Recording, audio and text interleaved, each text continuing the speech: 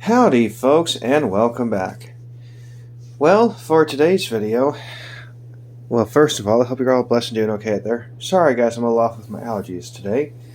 Anyway, for today's video I present to you the story of the Baltimore and Ohio Railroad.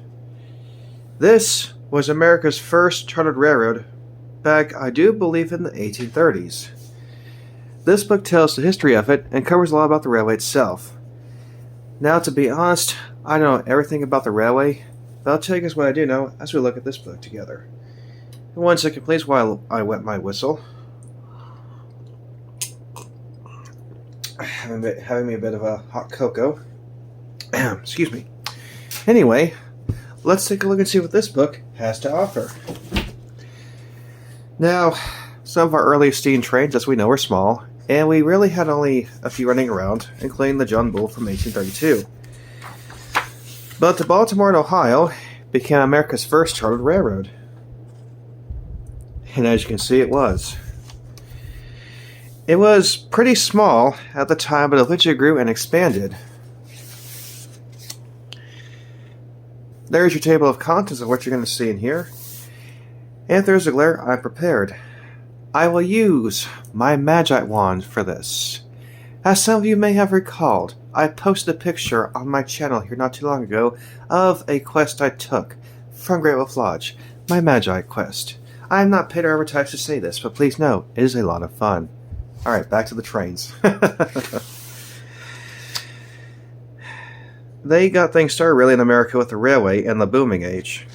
This was years before the transcontinental railway was even thought of or started. They ran some very interesting trains and had some pretty cool locomotives. America's first railroad. Here's the beginning.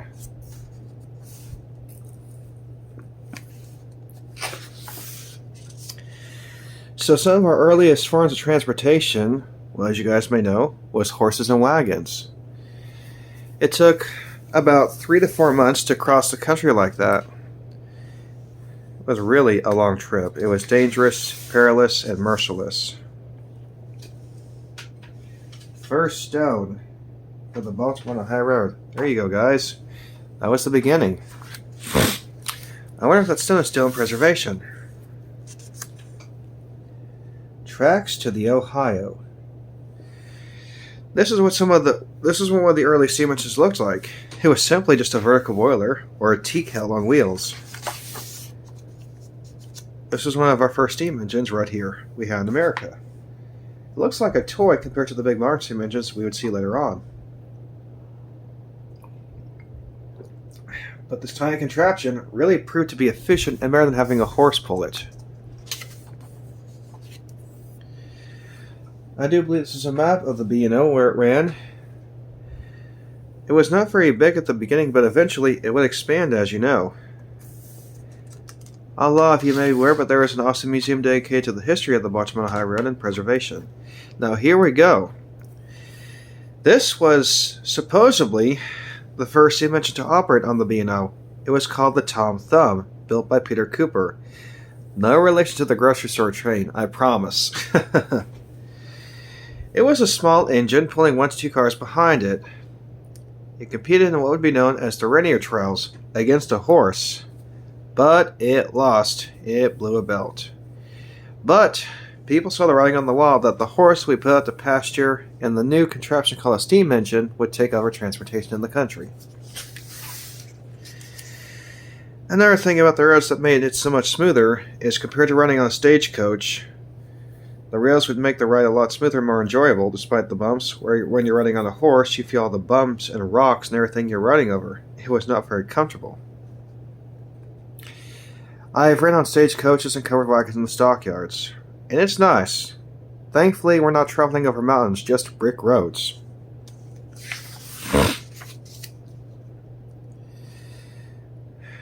These pictures just show various early stages of the B&O Railway. Those are some of the earliest passenger cars. They were simply stagecoaches on rails.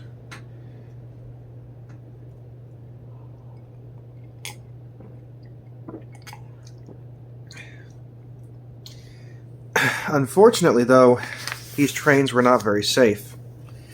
But eventually, technology would improve and train travel would be a lot smoother and safer for the passengers. Cincinnati and St. Louis. Basically, it was expanding. There's one of the weird engines I had right there. That one has a name, but I forget what it is. And again, I apologize if I sound a bit off, guys. I've got some allergies while I make this video tonight. Or today, I should say. Boarding your train back then was basically a huge event. Now it's like you buy your ticket and whatever. But back then, you had a lot more to do at the station before you even got on board. If only Union Station was still that nice in Dallas. Here's another map of the railway, I believe, showing its expenditure and how far it would stretch out and reach.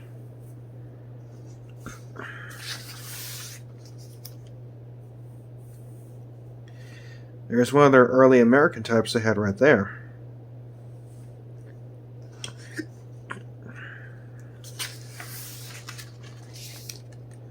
The Civil War years.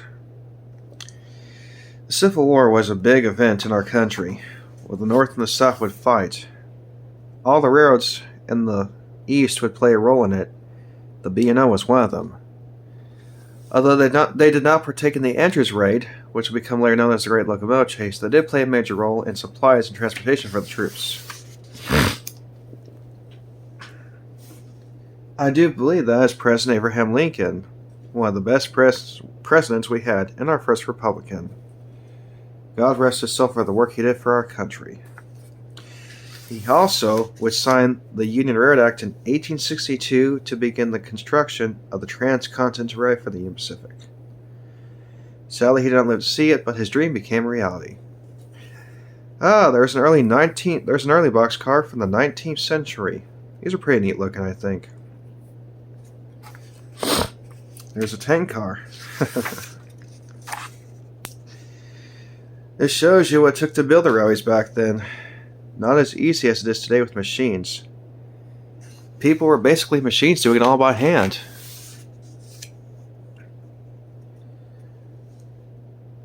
They worked hard to earn their pay and their keep. Yet another map showing a bit more of its expenditure, I'm guessing.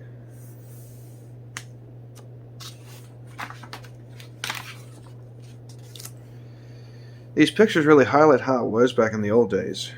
I look back and I think, interesting, what it must have been like.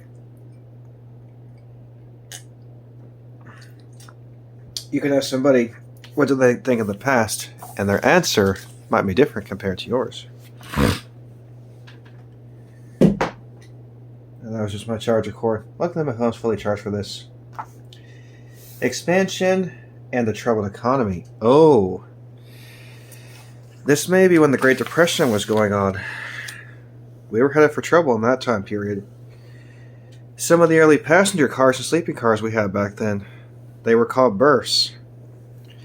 Thanks to George Pullman, we now have better passenger cars to sleep in on the rails. There's one of the moguls right there, and there's a ship, I believe. That's a pretty cool picture. Nice.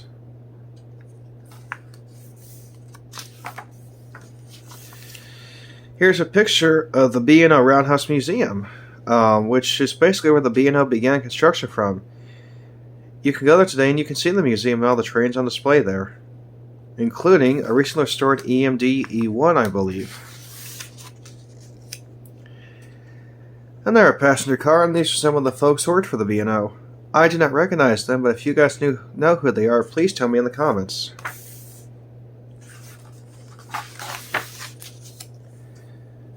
The turn of the century. Oh, that's one of their their 10-wheelers, I should say. Nice.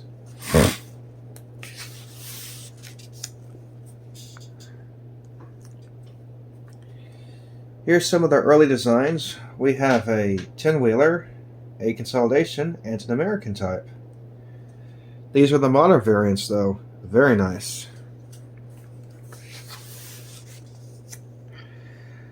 Another person who probably had something to do with the B&O Railroad. Again, I don't know much about these folks, guys, but if you know, tell me in the comments.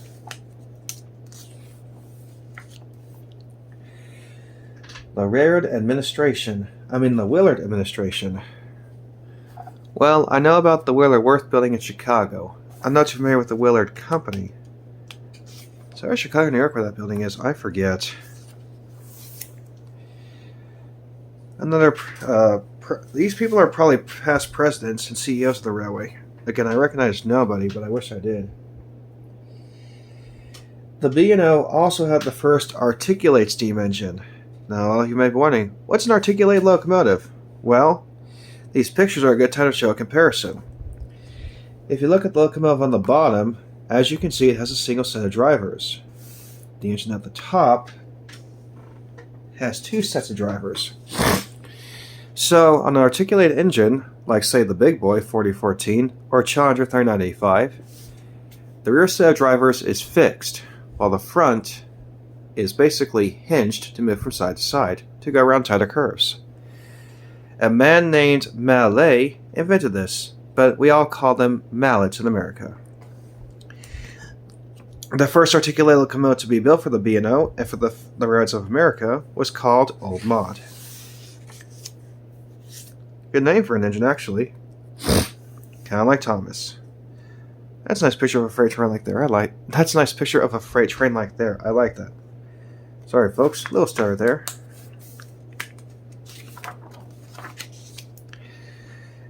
Now, these are some nice looking engines right here, too. You just don't get images like this anymore, you guys.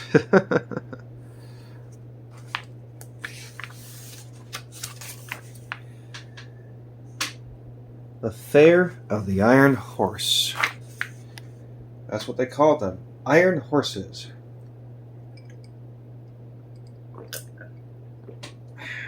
This hot Coke is helping my lips and my throat with my allergies.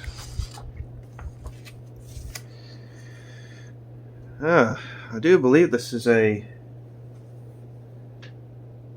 What is this, guys? I may be in front for just 1 second. It is a 2.8... Oh, that's one big consolidation. Hoo-wee, look at that. Huge.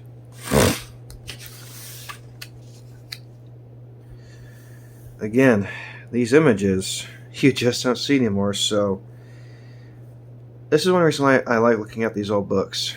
You really get a sense of time with what it was like back then.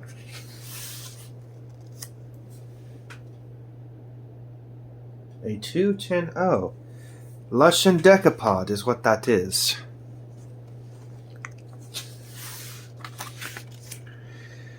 A steam double header. Oh, that's a nice sight. I love that. It's just rare to see that these days.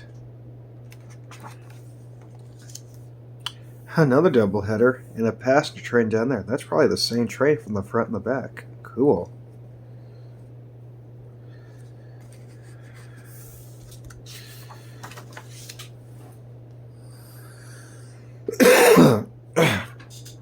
The Great Depression. This was a bad time for the country and the world. Was just crazy. The Great Depression was a major event that really shocked everybody, and a lot of people lost a ton of money. The stock market crashed on what would be known as Black Tuesday 1929 and would last for about 10 years. But luckily, we bounced back. B&O locomotives up to dieselization. There's no one in the museum right there. This was an interesting design to have the boiler basically underneath the cabin firebox with the smokestack to give the engineers a better view. But it didn't do so well. It was not very practical, but still a very unique design. This is one of those experimental locomotives, and I think these are pretty unique. I call them oddballs. Another one I like was the Pennsylvania Road Steam Turbine 686.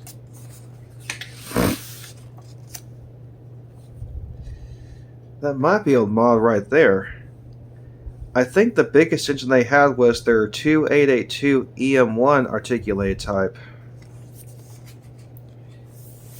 There's an American type down there.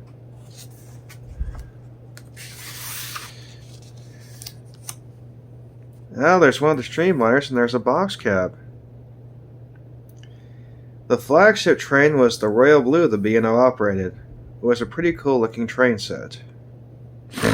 That might be it right there. There's Old Mod right there, I believe. Let me make sure. Please be Old Mod.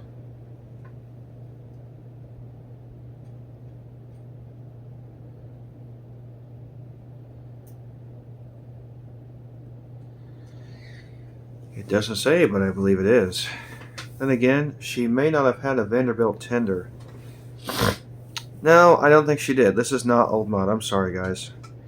But that has been preserved right there. That's one of the E1s they had. It's at the museum.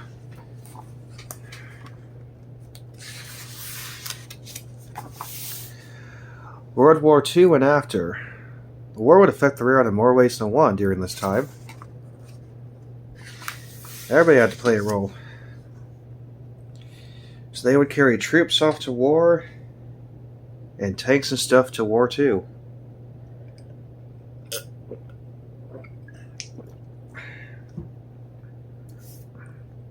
Now my hot cocoa's cooling down. Oh well.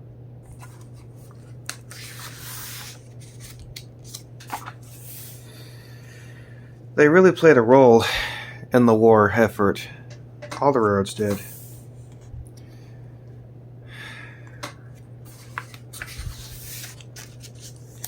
If you want to read anything you see, don't hesitate to pause the video and take a look, guys.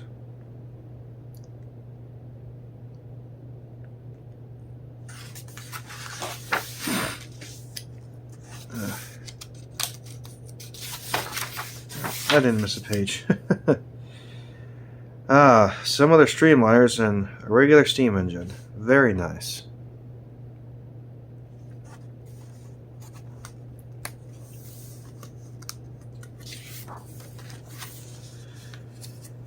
They had some of the prettiest diesels too I've ever seen. I like the paint scheme they had. It's pretty cool, especially with the Capitol building on it.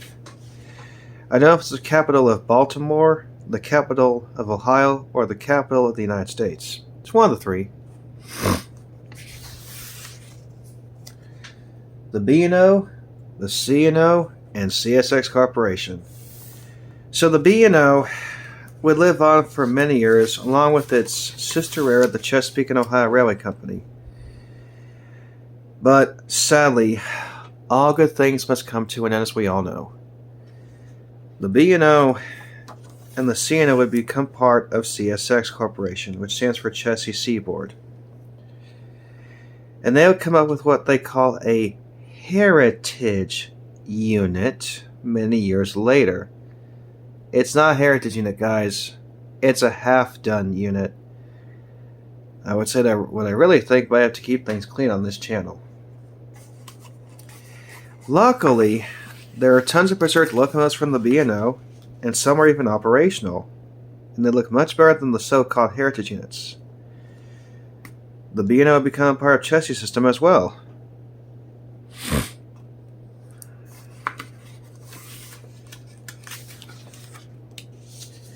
And there is CSX.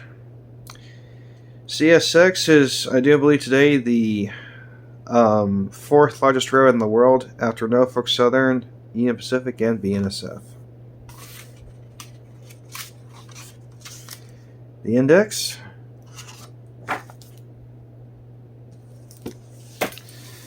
There's the back of the book. And there you have it. Alright guys, pretty cool book. Until next time, please like, share, subscribe, and comment. Be safe around trains. And remember, Jesus loves you. Happy rails, guys. I'll see y'all next time. Take care.